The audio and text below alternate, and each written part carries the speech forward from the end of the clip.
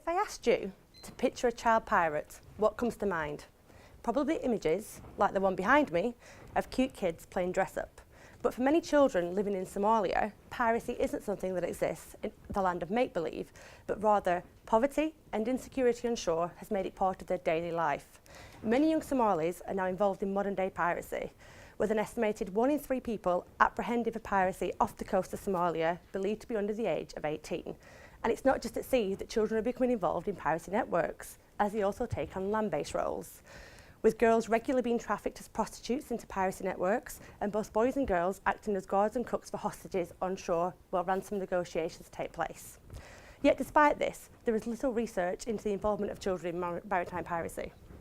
And, as a review of the academic literature shows, what does exist has mainly focused on how children should be treated once they are apprehended for piracy at sea. Well, this is understandable, given that piracy is legally defined as a crime that only occurs on the high seas outside of any state's territory. It is also reactive and problematic. It fails to address the root causes of the issue by ignoring the land-based context that pushes young people to engage in piracy networks in the first place, while also failing to recognise that piracy is a land-based crime. It's planned on land by adults who very rarely go out on the high seas, but who rather hire vulnerable people, including children, to both go out and capture ships at sea and then guard hostages on shore. This is a gap that my research is intending to fill by examining how organisations working on the ground in Somalia both understand and respond to the issue of child piracy.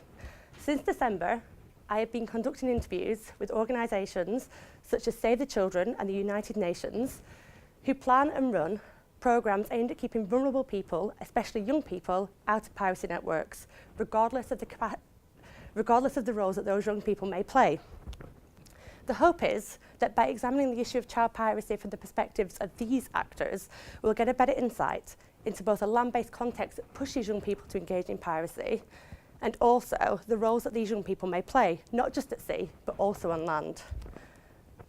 Therefore, creating a more holistic understanding of the issue of child piracy and also how this is interconnected to human insecurity on shore, so that going forward, we can create policy responses that proactively tackle the land-based causes that push children into piracy networks, hopefully once again making piracy something that does only exist in the land of make-believe, even for those children living in Somalia.